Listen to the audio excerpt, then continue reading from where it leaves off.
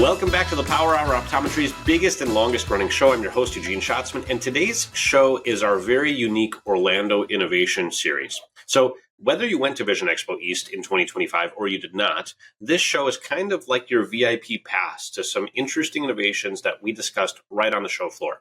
So again, all of these conversations were had live at the booths at Vision Expo East, and I sat down with key executives from each of these companies. Some of these companies you're going to know, some of these you may not, and I sat down with them to get a sense of what does the conversation sound like in the industry around their particular offerings. Full disclosure, each of these is a sponsored segment, but the idea is that you get the inside scoop on each of these companies directly from conversations with executives. And I try to ask questions that kind of help tease out not just the surface level show speak stuff, but go a bit deeper and figure out how your practice can actually benefit. So in this episode, we start by talking about increasing revenue per patient with CareCredit.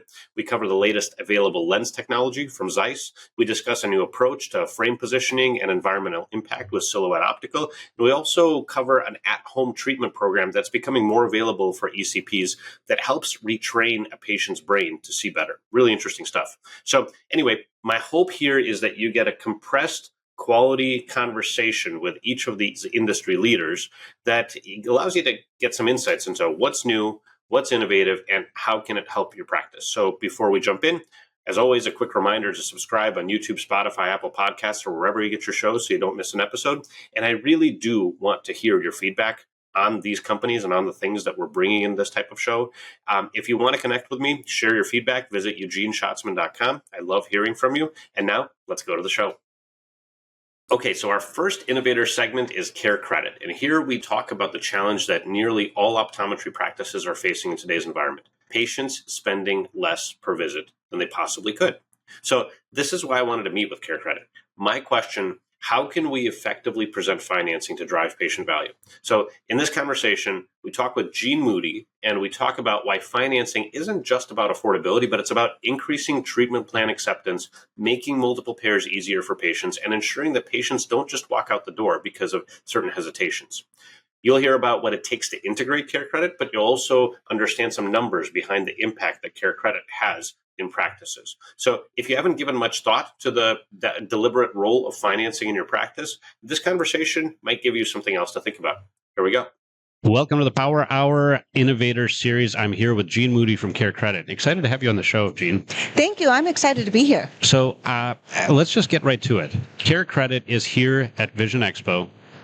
You're talking to doctors I've seen this booth just be packed with people the entire time that we've been here. We recorded a show here. And one of the things that I'm noticing is that it's not really that CareCredit is new for anybody, but you guys are truly an innovator because you're trying to change the way that people are having the conversation about financing in optometry.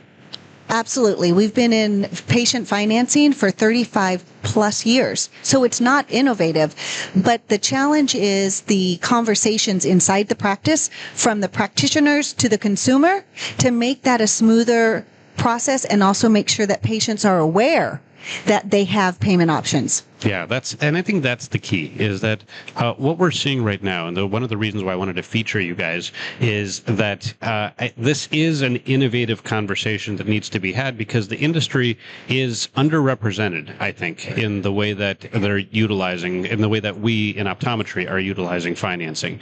And I say this because our listeners have heard me talk a lot about revenue per patient as a core metric, and we have some data. And the data, thank you to the Vision Council for analyzing millions and millions of transactions last year. And the data that we have is that there's 1% more exams, but 4% fewer dollars being spent on glasses, frames, contact lenses, and 4% fewer materials by count being purchased. So that drives revenue per patient down. Right. And we need to drive revenue per patient up. So how do we do it? Well, we can use something like financing to solve that problem. Yes, you can use patient financing so that patients can spread their payments over time and purchase the multiple pairs, the scleral lenses, the dry eye treatment, all of those things today. Right. And let's separate those out for just a moment. So we've got regular practice, we'll call it like regular comprehensive exams, and the patient, for example, is only going to buy glasses or contacts. There's those patients. And then we're going to talk about specialty in a moment. So for the patients where glasses or contacts is the way are the way that they're going to go. Right. What's the solution? How do we bring this up in conversation? Well, you talked about revenue per patient. And right now across the industry, the average ticket in independent optometry is about $350. Right. When a consumer, a patient, applies for CareCredit, gets approved, that first ticket on average is about $750. Wow. So it just goes to show that consumers, patients buy differently when they know that they don't have to shell it out of their pocket today, that they're going to be able to spread that out over time. And we were talking a little bit about pre-show. You weren't talking about financing when you're saying to the patient. You're saying something like what? Special finance or special payment options or promotional financing. So you can use the word financing, or many practices would say, would you like to take us up on our 6 months promotional financing with CareCredit? Right. We have over 12 million cardholders. So many times when you're talking to your patient about this CareCredit, they already have it in their pocket. Mm-hmm. And they just don't realize that they can use it and they could get a benefit from it. Right. They opened it up in the dentist or the vet, and they didn't even put it together that they could use it for their eyeglasses and contacts. Right. And now I think the practices, the devil's advocate practice would say, well, I mean, I have a CareCredit brochure lying in a corner of my waiting room somewhere, and, it might have been collecting dust for a couple of years, but, my patients know I could take CareCredit. Yeah, and they don't. And we hear that so much on the floor. It's like, oh, yeah, we got CareCredit. We're already enrolled. And we're like, well, wait a minute. You can have it, or you can leverage it to help your patients and help your practice grow. Right. And I think you guys are doing this at the show where you're doing like an analysis for the practices to show them how much more revenue they could be capturing, and you kind of looking at their CareCredit use if they're already signed up. Yes. A couple of things. So we're talking about different ways that CareCredit fits in their practice, and then ways to easily integrate it into the patient journey as they go through your practice. Right. Now, the other part of the patient journey that I find so ripe for CareCredit is the elective specialty services that are that are provided by the various by practices. So we're talking about scleros, we're talking about dry eye, we're talking about myopia management. All of these things are patient out-of-pocket expenses, and when we talk about treatment plan acceptance rates, there's an opportunity there, I think. Yes. Today people are financially stressed in many cases. Mm-hmm. And so when they're at the practice and you're suggesting 2 pairs, it's like, yeah. Let me think about it. Think about it. Yeah. When you have a solution right there in your practice that can help that patient. Right. So going back to the multiple pair, I think there may be a way to say something like, and your vision plan covers this much, and your balance is X. And with our, like you said, with our 6 month promotional financing, you can just use CareCredit, and you've got 6 months to pay it off, or something like that. Very easy, one line to help patients get and understand. Oh, this is easy. Well, right? It's a no-brainer. And it's not a difficult concept for us to understand in the United States, right? We're a consumer society. We get stuff now, we pay for it later. That's not hard for us to understand. And small monthly payments is also an interesting way to present it. Going back to the specialty services, I don't know what you've seen to be successful, and maybe we can talk about an adjacency, and maybe in ophthalmology. We've got LASIK practices that sell $4,000 service, and they're high users of CareCredit. Why is that, Jean? Well, because they understand that this is an elective procedure, and in order to get the patient to be able to move forward, they need to offer options to make it easy to pay for it. Yeah. But it's not only that $4,000 ticket. It could be $1,000. We know that consumers today are stressed they can't take an emergency expense of $1,000. That's just what our data shows today. And we're asking them to buy a second pair, to, invest more in their eyes, and their insurance contribution isn't that much, and we need to make it easy for them. Right. Now, I think that one of the ways that the LASIK practices do well is they actually break it down into an easy to follow process inside their practices. And it's not, I've heard the spiel from some of our ophthalmology clients where it's really kind of straightforward. They say something like, okay, so, this is the procedure the doctor recommended. It's going to be for $4,000. However, we also have no interest financing available for a number of months, and then your payment is going to be $249. And $249 a month. And all of a sudden, the patient's going from, I can't afford $4,000 to, $249 a month. That's not that bad. And I challenge us to think about what our treatment plan acceptance rate is for some of our specialty services in optometry, dry eye, myopia management. Now, the payment number is going to be lower. Yes. On a monthly basis. So why not potentially explore capturing that difference? If our treatment acceptance plan, if our treatment acceptance rate, if we're lucky enough to have 40%, 50%, 60% treatment acceptance rate, still not 100. And oftentimes patients will cite that the number one reason, they know it's good for them, they know they want it, but they just can't afford it. Now, they're not going to tell you they can't afford it. They will not tell you. Nope. So what they're going to say is, I need to talk to so-and-so, let me think about it, maybe next year, Yep. Whatever that is. But if you make it easy for them to understand that they could have the benefit now, and it's low monthly payments. I don't even have to pay this off in 6 months. I can just make low monthly payments towards this. And that may be a really good opportunity. That's a really good point. Consumers buy on monthly payments, right? We buy our cell phone, we buy appliances, we buy carpet, all of these things. We buy on monthly payments. And so by breaking it down to a monthly payment, they get, yes, that fits. I can afford $100 a month. Yes, let's move forward. They won't say, no, I can't afford that, or they won't say any of that. We call them silent no's. They'll just say, you know what, let me go home and talk to my wife about it. Let me go home and think about this. I have to run to another appointment. I'll get back. Mm-hmm. And that's really my favorite's I forgot my credit card. Yeah, it's really I don't see the value. I don't maybe want to put the money out right now. It's not going to work right now. Mm-hmm. We'll see that.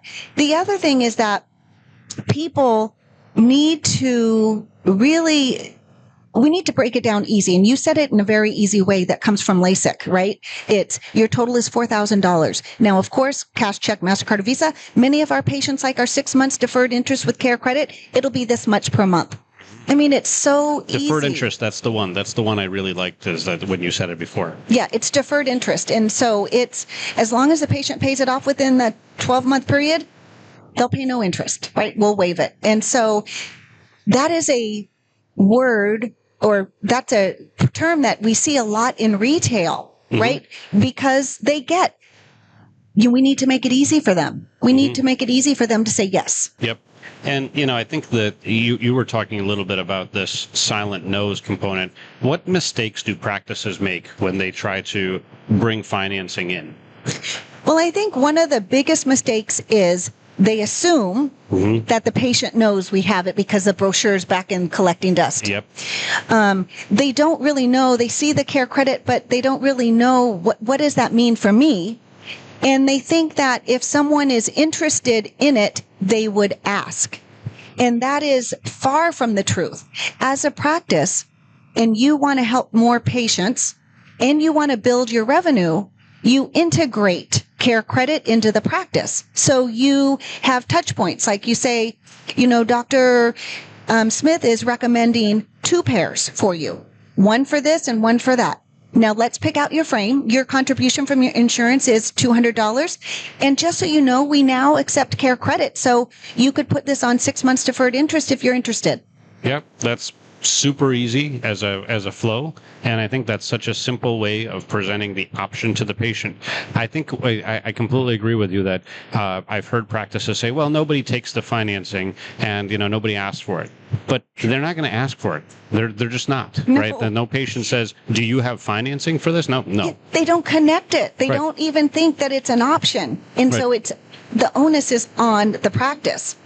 And I'm going to say how important the practice team is, because everybody has a part. Mm-hmm. And so just because the doctor says, yes, we have CareCredit, we're going to start integrating it, it really has to be a team effort, and everybody needs to understand what it is and how it works. All right. So if a practice wants to experiment more with financing, what does CareCredit do right now to help them? And what are you doing at the show? And I'm sure after the show, you'll be able to do something as well for practices. So what are you doing at the show to help practices experiment and properly integrate financing into the patient flow?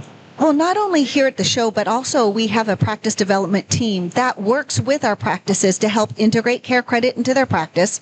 But what we find here is a lot of that scripting, like we've just kind of been riffing on how do you just make one statement to make it clear so patients understand what you're offering. So we do that a lot here as practice say, oh yeah, I have it, but we don't really use it that much. So we help them with the scripting because, believe it or not, I have worked with so many optical practices that little piece is something they don't have down. Mm-hmm. And so because they don't have the scripting down, it doesn't get talked about. Right. So we help practices with the scripting here. We also give them examples like those specialty treatments that you're talking about. They didn't realize, oh, I could use it for the IPL. I can use it for this. I can use it for that. Practices misbelief of, oh, it's only for glasses or contacts. Mm-hmm. No, it's for any out of pocket. Yeah, and it's interesting because I see this I see CareCredit be such a common tool in ophthalmology when we talk about premium IOLs for cataract surgeons or cash pay LASIK procedures or refractive procedures. And I see this in the aesthetic space, right? Plenty of patients in the aesthetic space use CareCredit for aesthetic treatments. The interesting thing is that it's easily available in adjacent industries. We just haven't really embraced it in optometry, which is why I think it was so important to cover the fact that from an innovation standpoint, what you guys are bringing is not necessarily new, right? You didn't invent the bank, but you're just bringing the whole concept of, at a time when a patient is spending fewer dollars inside your practice, mm-hmm. You're bringing the solution of, okay, leverage financing, leverage the deferred interest or whatever that looks like to help drive revenue per patient up. Why wouldn't you? Why wouldn't a practice want to help people say yes? They're in the business to help patients. They're in the business to help patients get what they need and want. And they're in the business to keep helping more patients. And so revenue per patient is important. And how do you build that? CareCredit is one of the ways to help build that. Well, now let me ask you, I'm going to play devil's advocate here for a second, Gene. Practices will say, well, the reason I wouldn't is because CareCredit charges a transaction fee. Yes. And, obviously financing isn't free. Yep. So CareCredit's going to charge a transaction fee. So what do you say to that practice when they say, well, I just don't want to, I think I'm going to spend a lot of money on the transaction fees? Yeah, you know what? I think that's so short-sighted because the patient would have walked in many cases, right? So you would have nothing. And that's similar to saying, oh, I'm not going to accept credit cards because I'm going to have to pay a fee. Right. Well, how do Americans pay? With credit cards, right, or debit cards. And so it's CareCredit is a business tool to grow your business. Yes, there's a cost. But the cost allows you to grow the business. It's an investment, but you're going to make more in revenue by offering CareCredit than not. Yep, and I think that's the possible answer, right? Is that if you could have saved yourself 2% of or 5% of something, well, I would rather get 95% of something than get 100% of nothing. And Eugene, I hear a lot of times when I'm talking to doctors, they're like, you know what, I'd rather just give them a discount of 20% off. And I'm like, that's a big discount because CareCredit is a lot less than 20%. Right. Right. And I think that's a great point. So, Gene, again, what I think is so important for the audience to realize is that financing is a solution to a problem that we're experiencing at this exact moment in the industry. Yes. Our consumer is a little bit more financially cautious, is opening up their wallet a little bit less than they did after all the free money happened in the post-COVID era. Mm-hmm. And so we have to work harder to fight for that dollar. And this is potentially one of the tools, and the innovation and that I wanted to cover is that financing is potentially one of the tools that practices can experiment with in order to help drive that revenue per patient. Yes. And the patients can pre-qualify. It's a soft hit on their credit. How long does it take? It takes 2 seconds. You scan a QR code, you enter your name, your phone number, and within a second or two, it's saying, congratulations, you've been pre-qualified for X amount. And then at that point, you could say, okay, go ahead and apply. And then that'll take less than a minute to get a full approval, right? So if we can approve the patient, you're going to get it right away. Right in the optical, you're saying. The patient can use that money that day without a down payment. So, and then your practice is paid within 48 hours. So talk about cash flow. And if your practice is invested in equipment and you have to pay your team, you need the cash flow. Yep. So we pay you within 48 hours, and then we bill the patient according to how you process that transaction. Yeah. So, I mean, that makes so much sense to at least, again, I think that this is a viable solution to a viable problem that's in our industry today. And I think it's so important for people to at least explore the possibility of, whether it's for specialty or whether it's for everyday optical solutions, to at least explore the opportunity to partner with CareCredit and see what the practice development team can kind of find for you. Where's the revenue? Yeah, it's way underutilized. And I see these practices struggling. And I think, just leverage CareCredit. It could help your practice grow. Yeah. So, Gene, thank you so much for being on the Power Hour. Excited about what you're doing. And hopefully we get some great feedback from some of the practices you're working with so we can publish that as well. Thank you so much. It was great to be here. All right, so our next innovator conversations was ZEISS. And ZEISS has been an innovation leader for something like 180 years, and they aren't slowing down when it comes to optics. From pioneering high-quality lenses to pushing the boundaries of coatings and digital centration technology, ZEISS is definitely on the forefront of premium in the optical space. So in this segment, we talk with Robert and Brent from ZEISS, and we kind of review their latest advancements that they've unveiled recently. We cover why their newest coatings are a game changer from their point of view, how their newest lenses are elevating single vision optics, and we also talk about the role that digital centration plays in reducing remakes or improving patient satisfaction. Most importantly, we tie it all back to what it means for you, how the right technology can improve efficiency, drive profitability, and enhance the patient experience in your practice. All right, let's jump in. All right, welcome to the Power Hour, the Orlando Innovators Edition. I'm joined by Robert and Brent from ZEISS. Guys, great to have you on the show. Let's get right into it. What is the innovation, or what are the top 2 innovations that you guys are most excited about that you're showing here in the ZEISS booth? Well, I think the number one thing is we started teasing a new product that's about to come out in a few months, which is actually a new AR coating, and I happen to be wearing it. It's our ZEISS DuraVision Gold. Now, I was wondering why I can't see a reflection. Exactly. So it's groundbreaking. It's easier to clean, super durable, and the reflectance is amazing. Okay, that's awesome. And what kind of feedback are you hearing from doctors when they see you? They really like it. We have a demonstration to show how easy it is to clean. They're attracted by the color, but then we show them how easy it is to clean and tell them about the scratch resistance, and they can't wait to order it. So, that's the biggest question is, when are we releasing it? And we're not giving that information just yet, but I'll tell you, it's coming very, very soon, very quick. All right, we'll watch for the announcement. We'll post it. What else? I think that's actually something key because is what he brings up is the cleanability, and you really don't think about how easy, because prior AR coatings were really easy to clean, but then when you clean this one, it's the clean cloth just glides through it. It's amazing. Yeah, that's interesting. All right, so I mean, this is kind of a. ZEISS has been around for a long enough time. A little bit. Right. You guys can, maybe talk a little bit about the history and also the history of innovation with ZEISS. Sure. I mean, we're about to celebrate our 179th birthday, and if you walk around the hall, you won't find anybody else quite that old. I was going to say, you guys might be and I'm not saying you guys personally are the oldest guys in the room, but, we're getting there. ZEISS might be. Yeah, but, and we had the trifecta from an optical perspective of people who helped create our company, which includes AutoShot, Carl Zeiss, of course, and then Ernst Abbe. So those are all well-known names in the industry for a reason and why we've had the longevity that we've had. But ZEISS has been an innovative company, not just with eyeglass lenses, but in a variety of optics.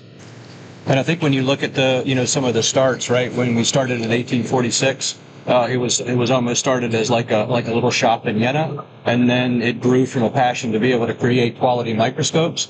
From that, one of the reasons that we got into the lens business, if you will, was a collaboration between Alvar Vellestrand and Moritz von Rohr, where they developed the slit lamp, and then they developed lenses, for post-cataract surgery, where they didn't insert lenses back then, so they had to use high-plus eyeglass lenses. And that was where sort of the innovation within eyeglass started. Yeah, I was actually, I had a water earlier, and I used a napkin from that said that Claude Monet had a ZEISS lens implanted. Yes. He was fit with a control lens. Yeah, that's pretty cool. Interestingly enough, I mean, obviously there's a history of both innovation and reliability, and I kind of wanted you guys to talk a little bit about how it is, because certainly when you walk the show floor at a place like Vision Expo, ZEISS is certainly not the only lens company on the floor. And, why don't you guys talk a little bit about what you guys are doing that's truly special for the optometric space?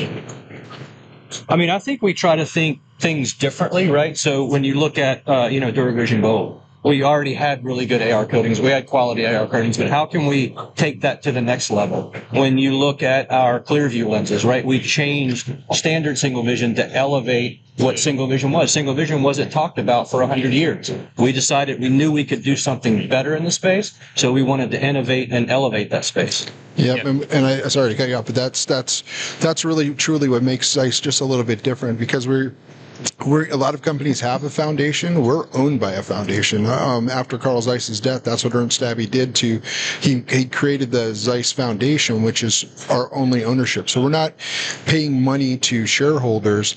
All of the money and profits we make go back into innovation and education, so we can continue to look for solutions to how to make a better single vision, how to have more UV protection in lenses.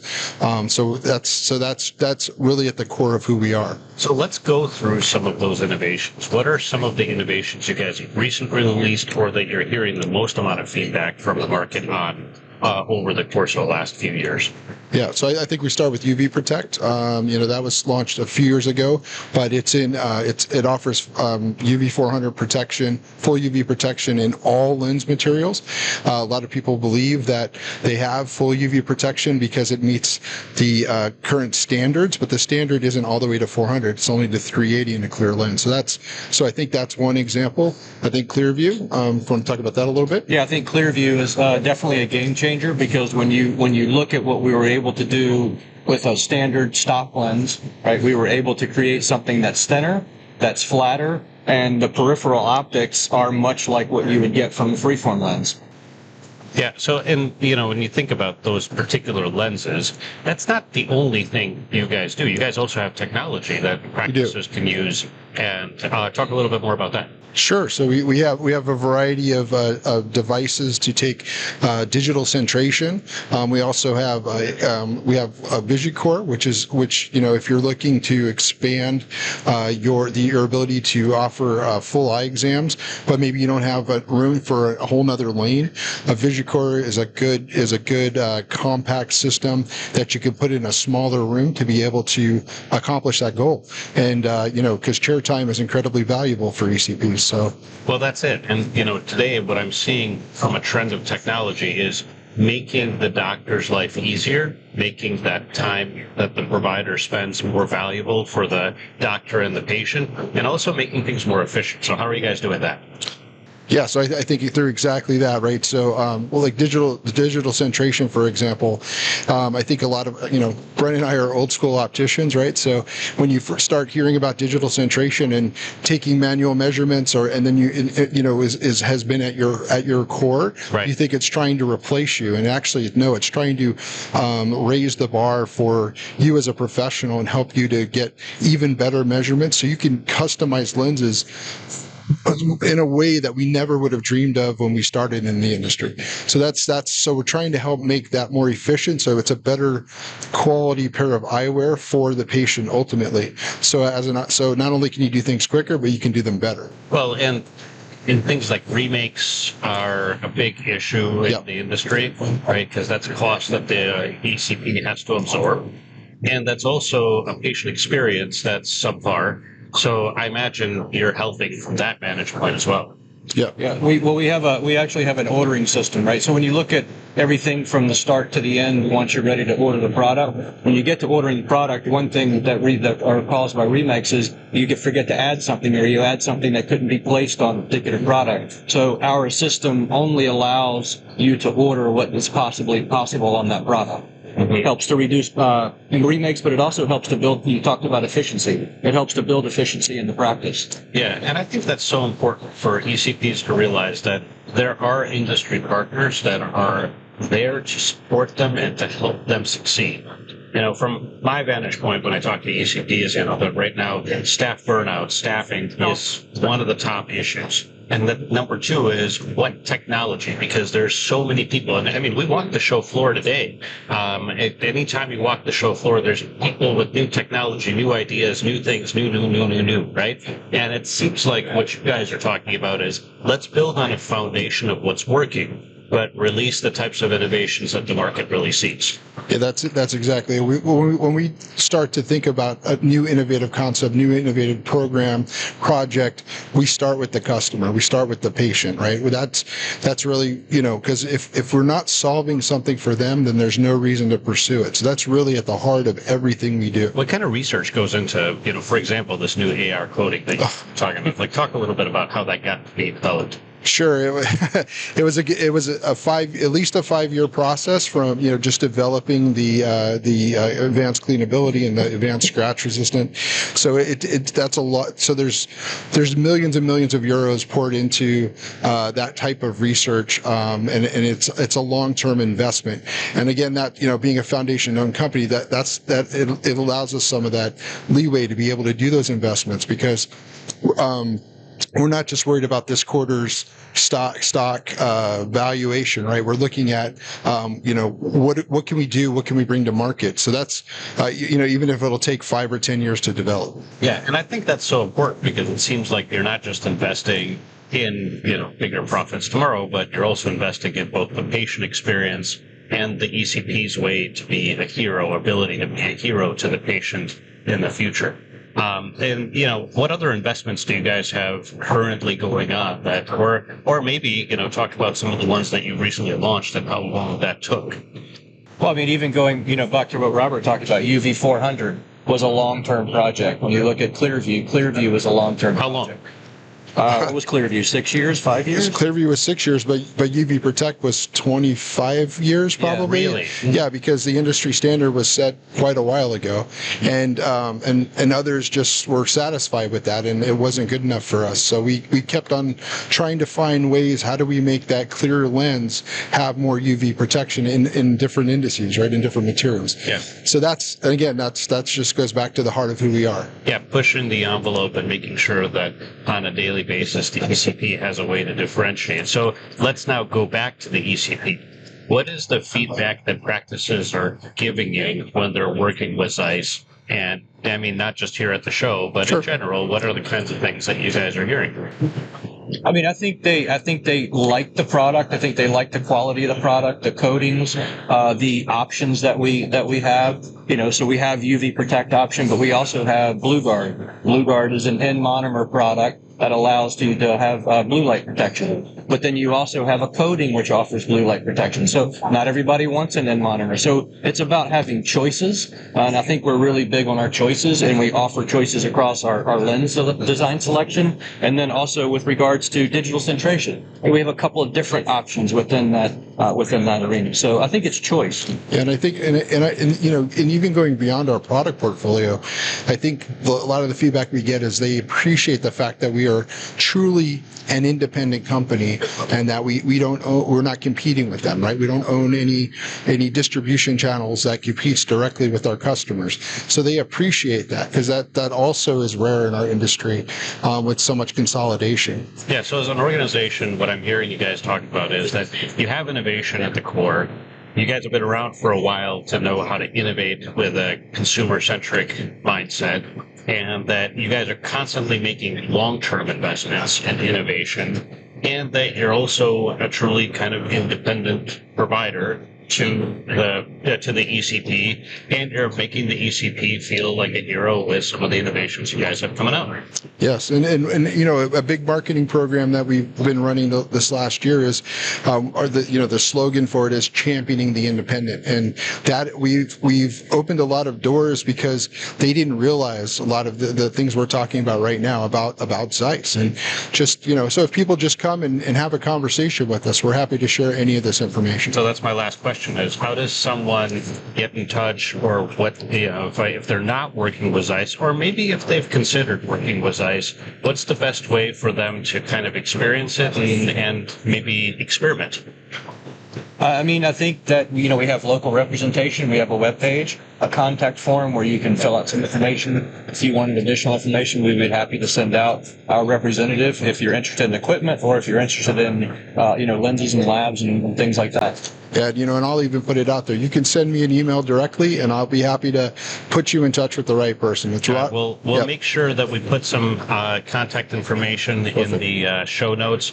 Robert, Brent, thank you so much for being on the show. Excited to have all of the information on the innovations that you guys have shared, and certainly I hope you guys have a great rest of the show here in Orlando. Thank you very much for having us. Yeah. Thank you. Thank you. Okay, so for more than 60 years, Silhouette Optical has been synonymous with premium eyewear, and I was super excited to talk to them and check out some of the frames in their booth, and the company continues to impress people. By the way, their booth was very busy, so they're continuing to impress people with what it means to create a masterpiece for the face. But what makes this conversation even more relevant to your practice is that your next generation of patients are more environmentally conscious than ever before. And if you want to stand out to those patients, sustainability matters. So in this segment, we talked to Hartmut.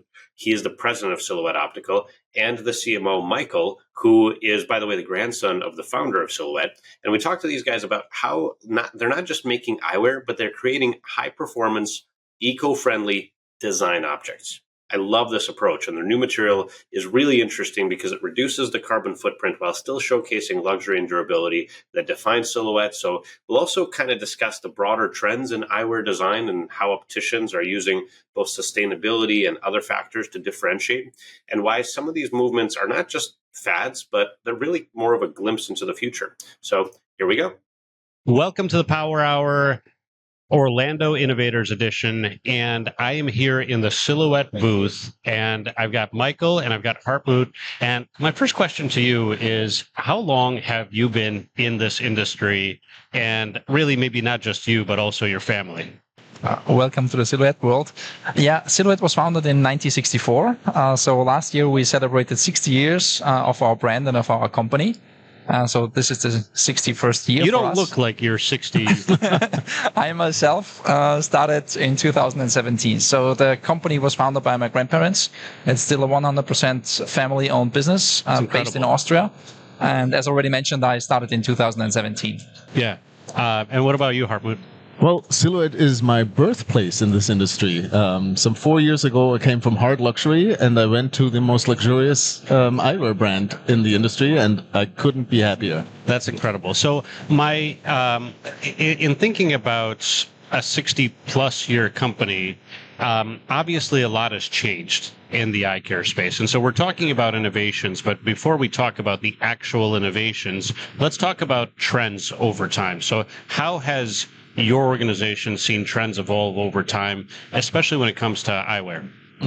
Of course, there was a big change. Like when the company was founded, we had a lot of basically black frames in the market, which only served some medical needs. And therefore, one of the founding ideas of my grandparents was to create really masterpieces in terms of design and to create the most beautiful eyewear and to see quality from many different aspects as a matter of course. The founding idea is still true today, but of course, if we take a look at the evolution of the industry, that changed dramatically. In the 60s, basically, they had no license. Didn't have licensed brands in the industry. That changed over the decades, and Silhouette in the early years was kind of a fashion go-to brand. Today, we don't claim ourselves to be in fashion. We claim ourselves to have designer objects that we create, right? And therefore, yes, of course, also for us, it was quite a big evolution with the introduction of the Titan Minimal Art, which changed the design language and the DNA of the brand.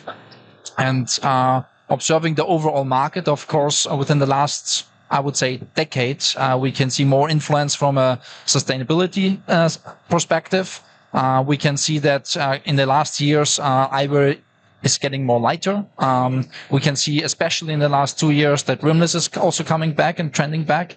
So there are always waves in terms of trends and in terms of zeitgeist of the design that you have. That's natural, of course, and you always have to find the right answer to the current situation. Right? Yeah, you know what's interesting, and I'm hearing you talk about this whole concept of moving from a medical device to, fashion accessories, and now would you call it a designer object? For us, it's a designer object. Okay. We want to create a kind of a masterpiece of jewelry that sits in a very dedicated personal area of the person in the face, and therefore it's not even an object for itself. It's an object in combination of the wearer, and that's our philosophy. It's beautifully spoken.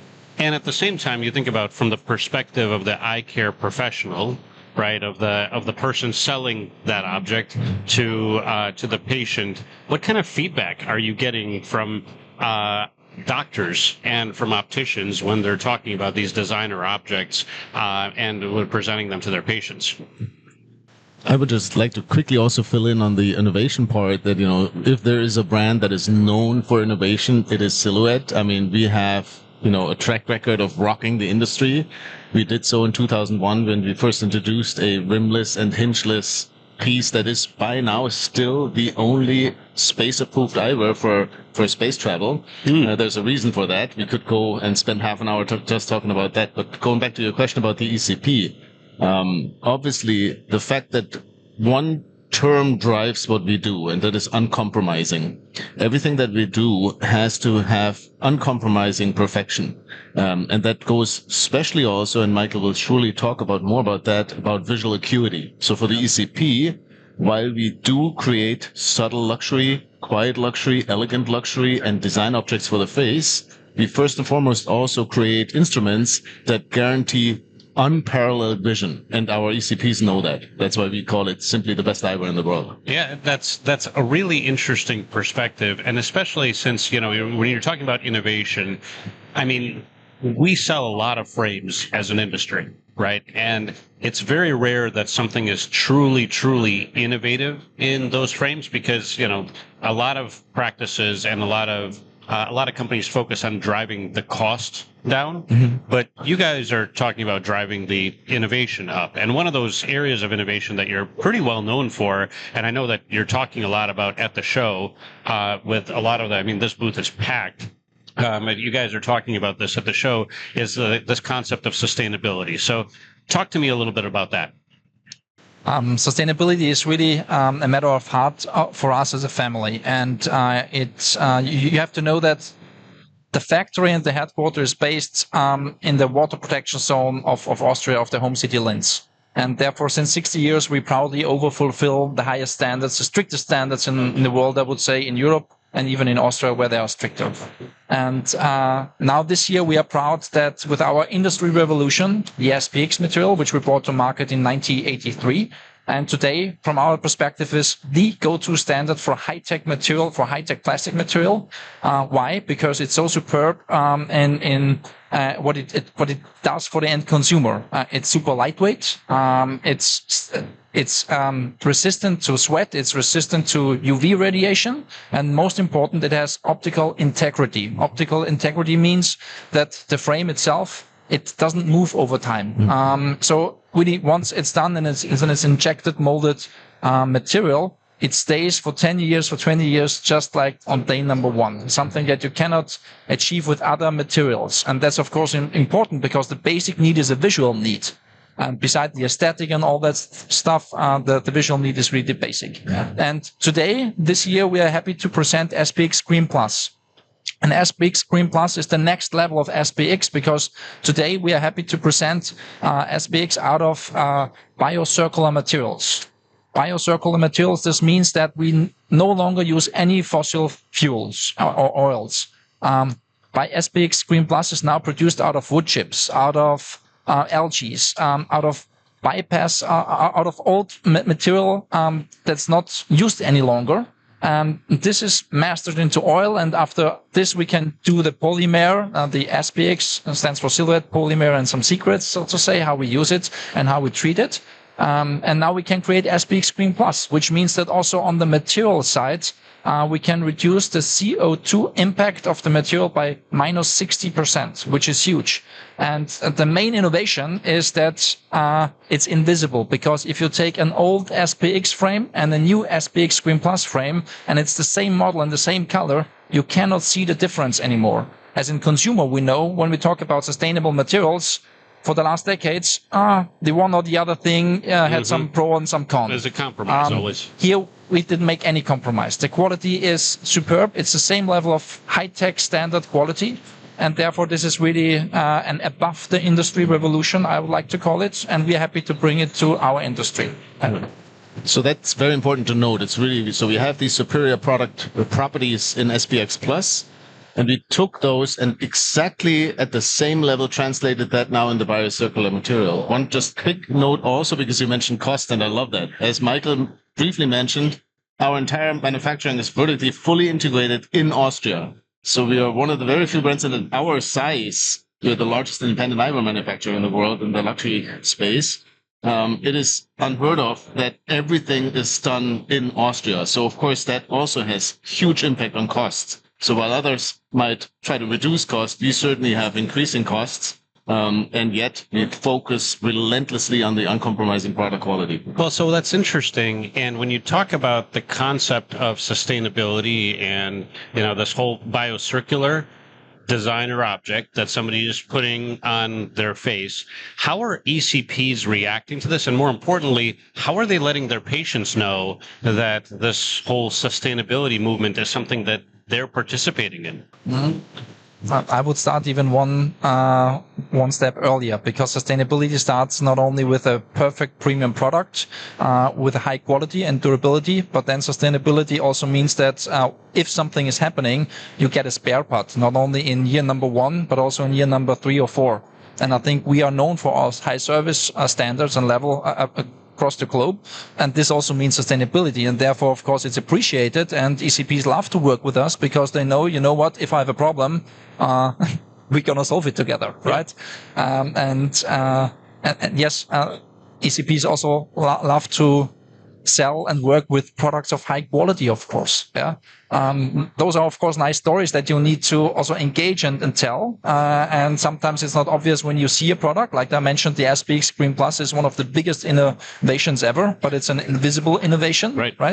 But at the end, I think that's also a very clever way to improve life. But do you think there's demand from a patient standpoint? Like, do patients really care about the environment? That is certainly, I mean, it's a very good question, and there's a huge differentiation. So yes, the younger patients are very interested in it. Yep. The urban patients might be a little bit more interested than the suburban patients. It goes across a variety of, different geographic areas too. So absolutely, but there is an increasing need, and that's the important part.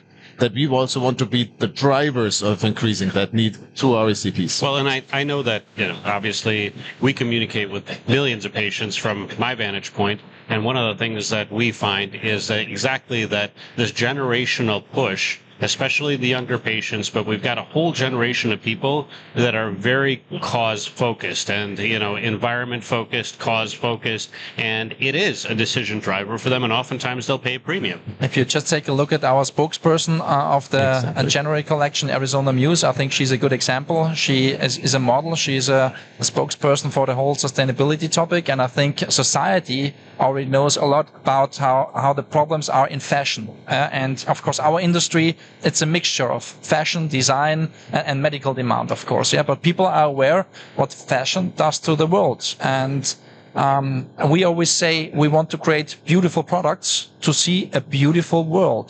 Mm-hmm. And also business should basically serve mankind to create a better world. And sustainability is not a trade-off. Sustainability means you need to be sustainable on economics. You need to be sustainable on environmental issues. And on social issues, yeah, and it's not an either or. You need to deliver on all those aspects. And so you have obviously a strong opinion on the fact that consumer preferences around sustainability are a very real thing. Absolutely. There's also one thing that I need to add. Why is Michael speaking about it so emphatically and with so much passion? It is because he's grown up in, an environment that already focused on sustainability long before anybody spoke about it. Sustainability and corporate social responsibility is in the DNA of Silhouette since the founding in 1964. So we didn't jump on the bandwagon, some 10 years ago and so said like, okay, this is something that we have to cover because everybody's talking about it. We talked about this on day one in 1964. Right. It's not a social fad for you guys. Exactly. It is in fact at the core foundation of the business. Exactly. Yes, but I think it's time that you engage others to join the way, because sustainability is a mindset and it's a constant journey. And I think if you're honest and transparent, nobody's perfect. We're also not perfect, but we strive to get better every day, and we challenge ourselves each year. What can we do better this year? What hasn't been possible last year? And with that mindset, you make progress. And yeah, so we're sitting here at Vision Expo 2025. If I had to ask you, what is your vision for what Vision Expo 2030, 5 years from now? What does the industry look like, and what is your vision for how you want to participate in it? Our vision today, we are producing in Austria in the production with a CO2 neutral production. And Unheard of. Sorry about that. We reduced 50% of our CO2 emissions already. Some of the emissions we still need to offset because we have 700 employees coming to our factory. So we still have some offsetting, yeah. And we are super transparent with external certificates on that because we want to be proofed on that, not to have any greenwashing. So our vision is, of course, to be CO2 neutral without any offsetting. So that's the next step. And but the current status, which we reached already in 2022, is a status that multi-international companies are aiming for 2030, 2035, whatever. So our personal wish is, of course, that the materials we just started to work with the January collection will be all across our assortment. We will be 100% CO2 neutral. That's our vision.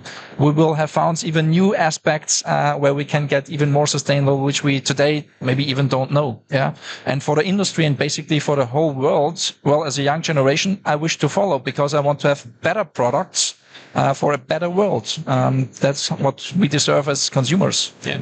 And getting ECPs to understand that their patients care about the message of, these designer objects, and then also the fact that there's sustainability at the core foundation of those designer objects, I think is not news. I think getting the ECP to take part in the message and kind of in your movement is really exciting. And obviously you're doing that here at the show. Like I said, your booth is packed with people and there's lots of doctors looking at the products that you're offering.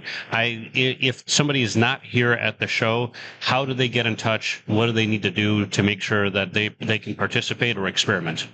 Of course, Silhouette.com is really all within Source, and we have an amazing team of account executives, regional managers, and Celeste Voss, our VP of Sales. We are all at the ready to help.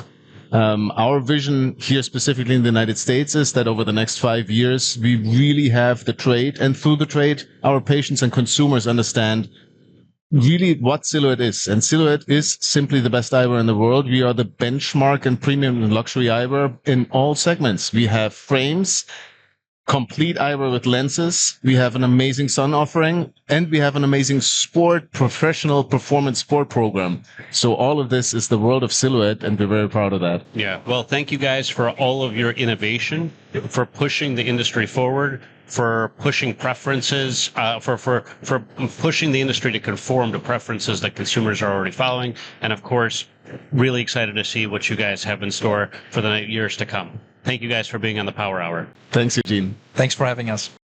Okay, so this last innovator is really interesting, and most people have not heard of RevitalVision. Let me ask you this. What if there was a way that you could improve your patient's vision, not with a new prescription or with a surgical procedure, but by training their brain to process images more effectively? And by the way, all done in the comfort of their own home.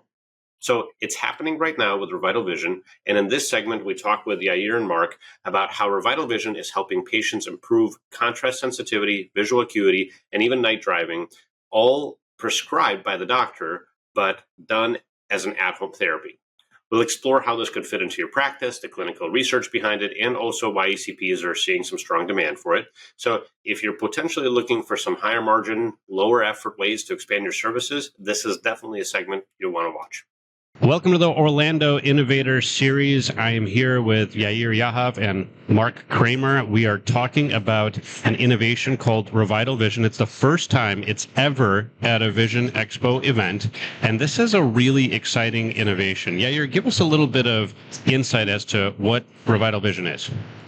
Well, RevitalVision offers ECPs a very powerful and easy to use tool to improve patients' vision beyond optical correction by stimulating the brain visual cortex. Okay, so explain how that works and what it actually is.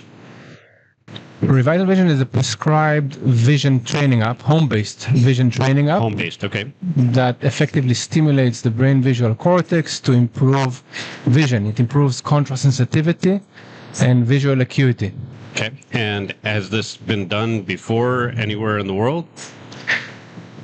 Yes, we have been working with it in Europe for the past 2-3 years, and we are just launching in the US. Okay. And what kind of I have so many questions about the flow, but just so that the audience understands what we're talking about, this is a home-based training solution for a patient to improve their vision. Talk about the science behind how this works. Okay. So, of course, the way we see it depends, the quality of our vision depends both on the image capturing and image processing.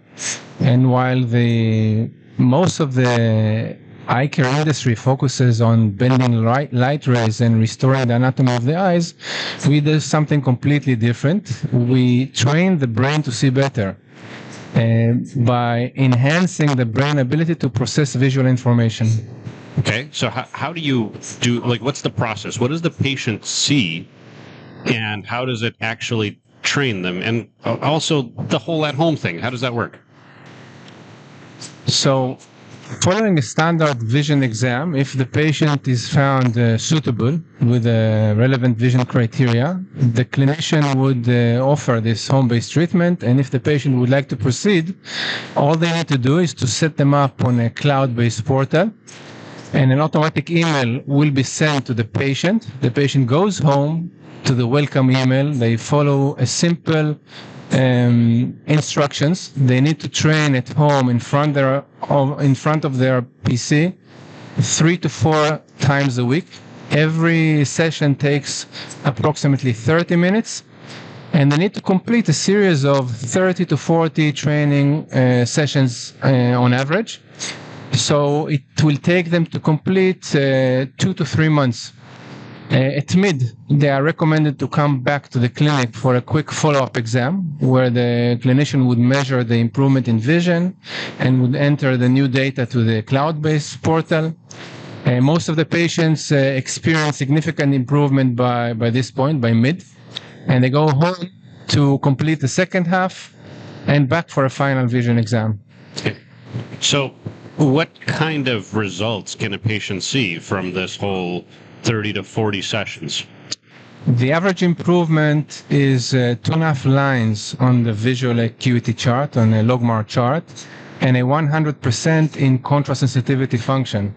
So, for example, patients with amblyopia, adult patients with amblyopia that starts below normal range, the average patient would reach normal range of contrast sensitivity function. And many of the adult amblyopic and nystagmus patients who are lacking stereopsis and binocular vision improves both stereo and binocular vision. Yeah, but there's lots of patients who need help with vision, who need help with contrast sensitivity and visual acuity. I mean, what are the types of patients that you would recommend that would be a perfect fit for something like this?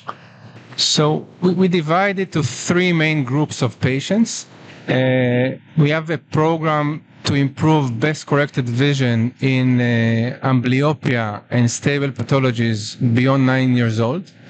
The second program is to improve contrast sensitivity and facilitate neuroadaptation post-cataract and laser refractive surgery.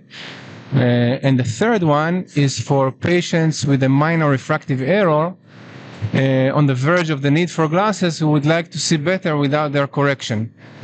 We know, for example, that patients after cataract surgery, especially with the premium lenses, multifocal lenses, some of them struggles with neuroadaptation, with low contrast sensitivity, even when they are ametropic and with good VA. So this is the ideal solution for those patients. Mark, you want to add? Yeah, I think one of the things we're seeing with a lot of the customers so far in the U.S. is that excitement around almost 3 main patient groups. The amblyopes and the pathologies, that's an obvious one. The one that I think that they're surprised by how many patients they have that are very interested in this are that post-cataract patient who spent a lot of money to do the multifocal IOLs and they still can't drive at night because of the halos, oncoming lights. That contrast sensitivity improvement is what's helping those patients now return to be able to drive at night. The second one that has a lot of excitement from the patient groups is that patient that made their 1.5 lines away from having a driver's license or losing their driver's license. And if this can restore their vision, give them that 2 lines improvement on the visual acuity, they keep their license or get their license. And then the third is that sports vision patient or performance vision that one of the best analogies I heard the other day from one of the doctors that the patient said, it's making a baseball player making a 92-mile-an-hour fastball look like it's 82 miles an hour because of the improvement in contrast sensitivity.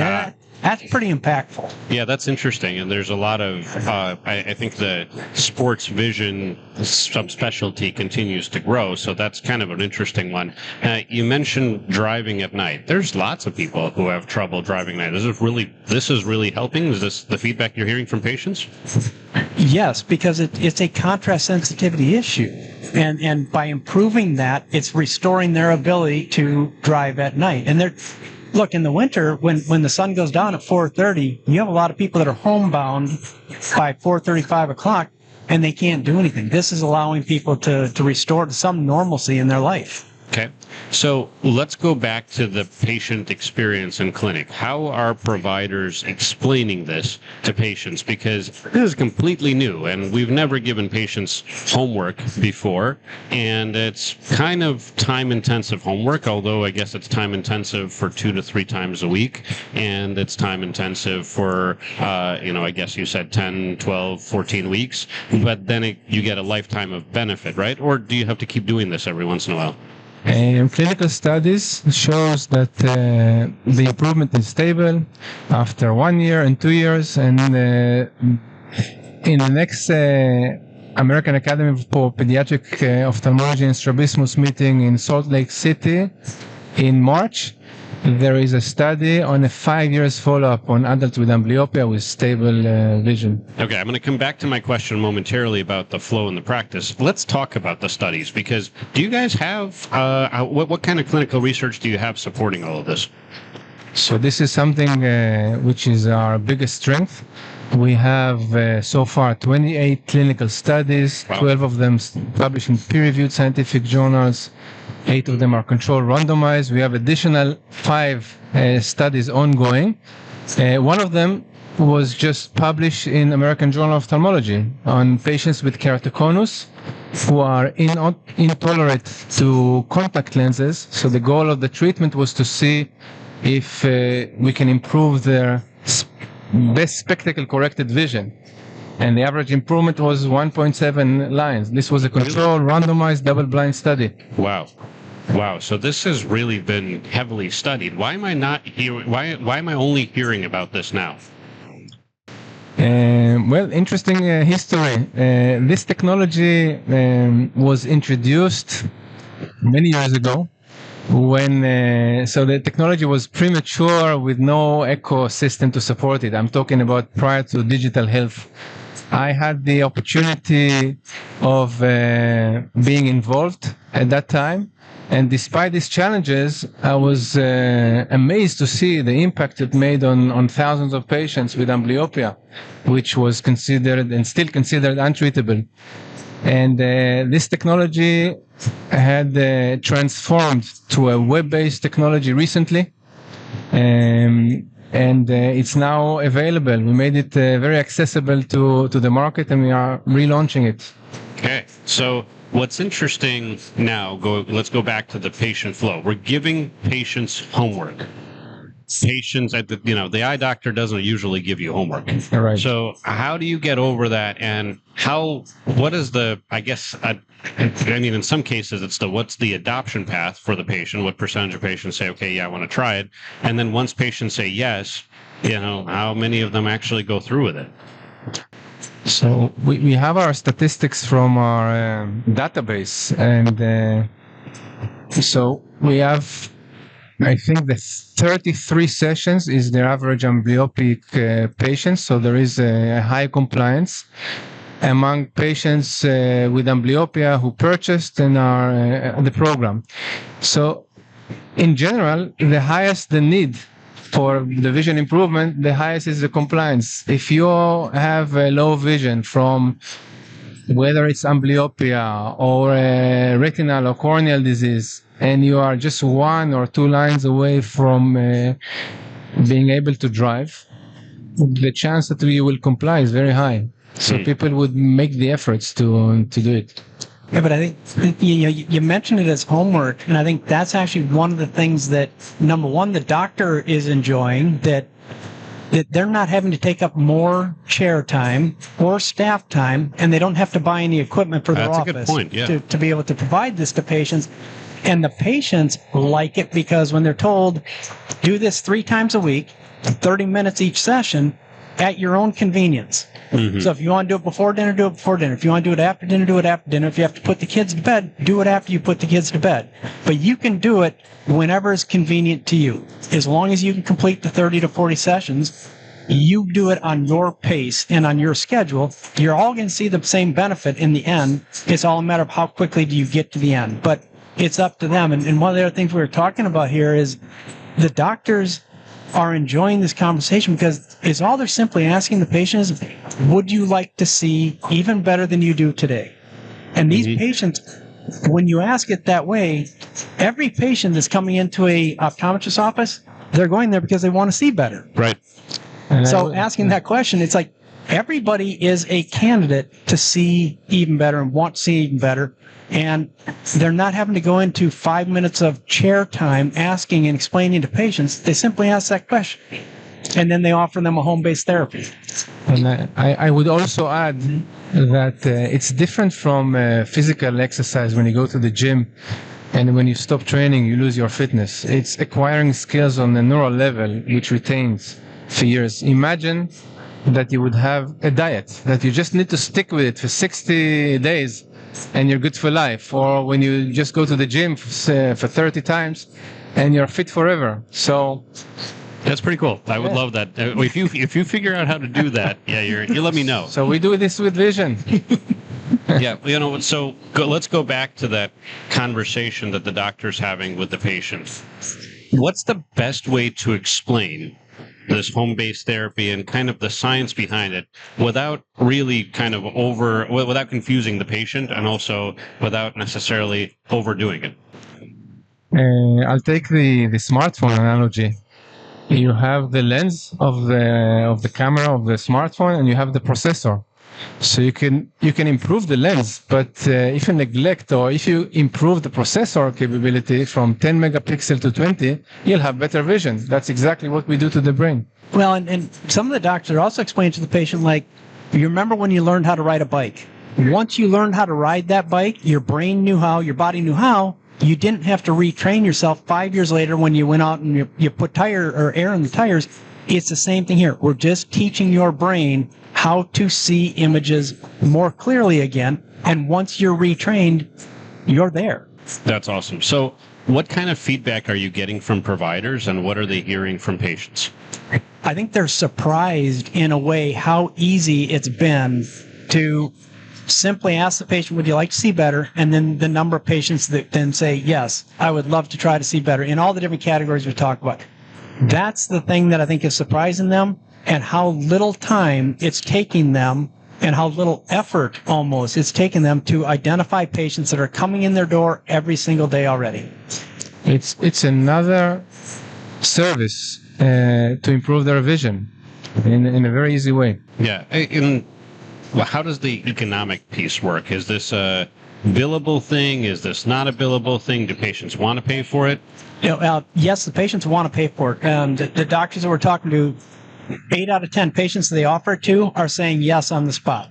And the other thing that in the U.S., optometry market, the IMED reimbursement or VSP reimbursement for a vision exam has not gone up in 20 years, and it's probably not going to.